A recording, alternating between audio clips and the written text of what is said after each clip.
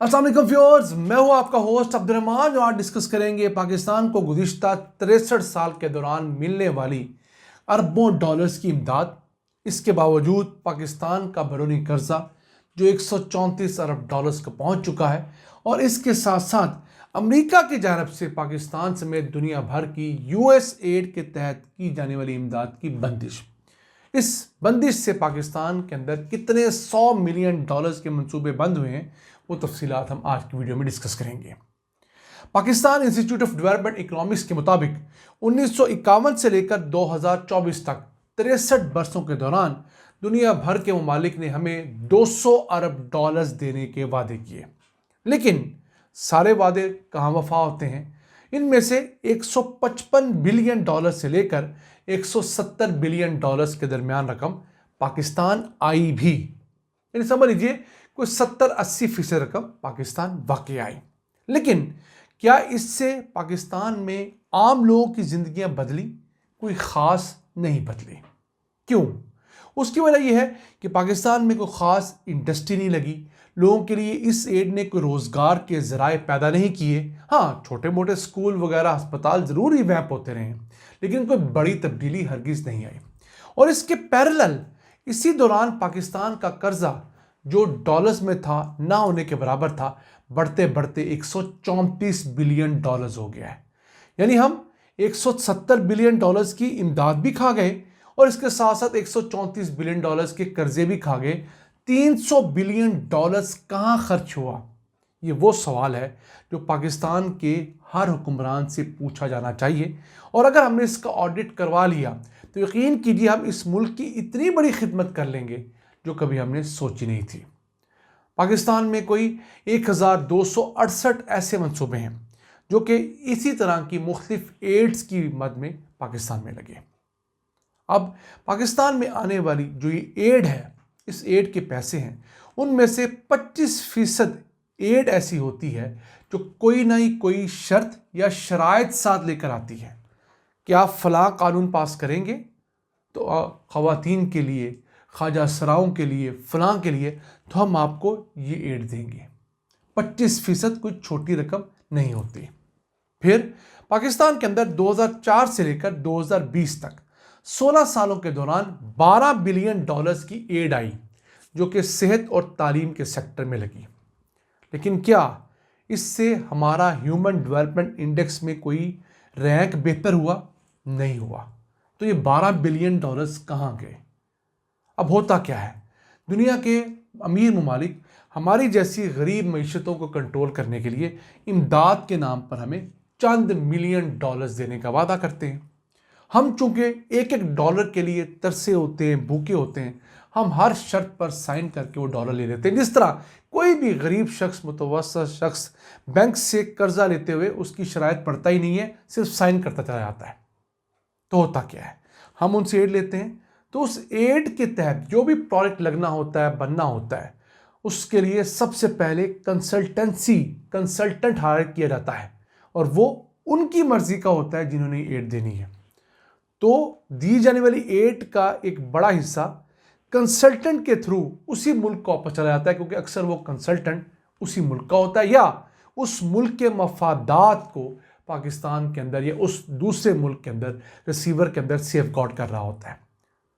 फिर वो जो कंसल्टेंट प्रोग्राम बनाता है, रिपोर्ट बनाता है, स्टडी करवाता है या किसी किस्म का सर्वे करवाता है, वो सारा का सारा बायस्ड होता है, क्योंकि पैसे उसे उस एड एजेंसी ने देने होते हैं जिसके मफादात हैं। हुकूमत पाकिस्तान का तो लेना देना होता ही नहीं है।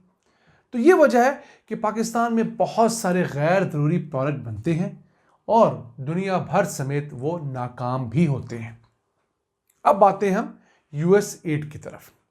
यूएस एड के ऊपर जो अमेरिका है उसने पाबंदी लगाई है। अमेरिका हर साल तकरीबन कुछ 46 बिलियन डॉलर्स तमाम दुनिया के अंदर यूएस एड की मद में दिया करता था। अब पाकिस्तान के अंदर इस वजह से इस साल 845 मिलियन डॉलर्स के मंसूबे रुक गए हैं।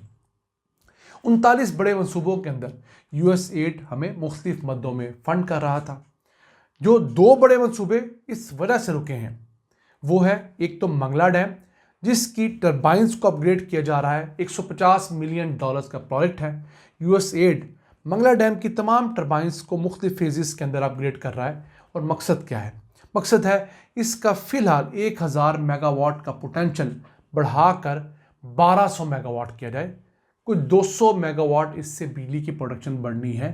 मजमूई तौर पर तमाम जब यूनिट्स ऑपरेशन हो जाते हैं, कुछ हो गए हैं, कुछ हो जाते हैं।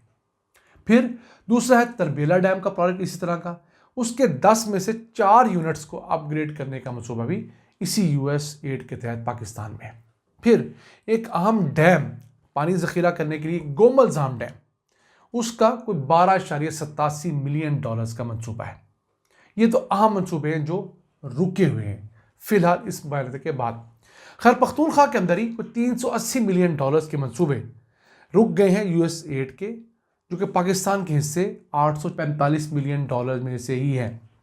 अब देखिए यूएस फेडर में जो पैसे देता है वो किन की कामों में खर्च होते हैं। मतलब इलेक्शन कमीशन ऑफ पाकिस्तान को पिछले साल पाकिस्तान में इलेक्शन करवाने से कुछ 2-3 महीना पहले यूएस एड ने तकरीबन 15 मिलियन डॉलर्स की एड दी। ये कितने पैसे बनते हैं? 420 करोड़ रुपए। अब ये 15 मिलियन डॉलर से कौन सा तीर मारा इलेक्शन कमीशन ने? और जिस तरह के बुरे इलेक्शन, पाकिस्तानी तारीख के सबसे करप्ट इलेक्शन पिछले साल हुए हैं, वो सबके सामने है। अच्छा, ये बात सिर्फ यहाँ नहीं हो रही, इंडिया के अंदर भी यूएस एड ने 21 मिलियन डॉलर्स दिए थे इलेक्शन कमीशन को। वहाँ की अपोजिशन भी चीख रही है कि क्या वजह है कि इंडिया खुद एक तगड़ा मुल्क है, उससे यूएस एड से पैसे लेने की क्या ज़रूरत है। तो कुछ एक्सपर्ट्स का कहना यह है कि इलेक्शन कमीशन को फंड करके बेसिकली अमेरिका मुल्कों का डाटा लेता है और उस डाटा के बेस के ऊपर वोटर्स को इन्फ्लुएंस करना, मैनिपुलेट करना और सिस्टम के अंदर 2 नंबरियां करना उसके लिए पॉसिबल हो जाता है। यानी इलेक्शन कमीशन को पैसे दिए हैं तो अगर उसने कंप्यूटर्स खरीदे हैं तो हो सकता है अमेरिकी कंपनी से कंप्यूटर आए हों और उन कंप्यूटर्स में फीड किया गया सारा डाटा अमेरिका के पास है। अब पाकिस्तान के अंदर अगर 13 करोड़ वोटर है और हर वोटर का डाटा अमेरिका के पास है, एज ग्रुप उनको पता है, सेक्स उनको पता है, किस बैकग्राउंड से है, किस कॉन्स्टिट्यूएंसी में है, तो क्या अमेरिका इस चीज़ को इन्फ्लुएंस करने में कोई दीगर ज़राए इस्तेमाल नहीं करेगा? बिल्कुल करेगा। तो मैं आपको छोटी सी मिसाल दी है कि किस तरह दुनिया के ये अमीर तरीन मुल्क हमारी जैसी गरीब मईशतों को इमदाद के नाम पर, एड के नाम पर लूटते हैं, हमारा इस्तेहसाल करते हैं, हमें चंद 100 मिलियन डॉलर्स देकर बिलियंस ऑफ डॉलर्स के फ़ायदे लेते हैं। और जो चंद 100 मिलियन डॉलर्स भी हमें देते हैं वो भी इनडायरेक्टली इन्हीं के कंसल्टेंट्स के थ्रू, इन्हीं के प्रोडक्ट मैनेजर्स के थ्रू, इन्हीं के प्रोडक्ट डायरेक्टर्स के थ्रू इन्हीं के मुल्कों में वापस चला जाता है। जब तक हम ये हर जगह से इमदाद देने का तरीका, इमदाद लेने की आदत ख़त्म नहीं करेंगे, हम अपने कदमों पे खड़े नहीं हो सकते। और हमने गुज़िश्ता 77 साल की तारीख़ में देख लिया है कि इन एडिट प्रोडक्ट्स की मद में आने वाली रकम से पाकिस्तान में कोई बड़ी तब्दीली रुनुमा नहीं हुई। ये था आज का एपिसोड। हमें उम्मीद है हम एक नई डायमेंशन, एक नया टॉपिक आप तक पहुंचाने में कामयाब हुए होंगे। अपने मेज़बान अब्दुल रहमान को इजाज़त दीजिए। अल्लाह निगहबान।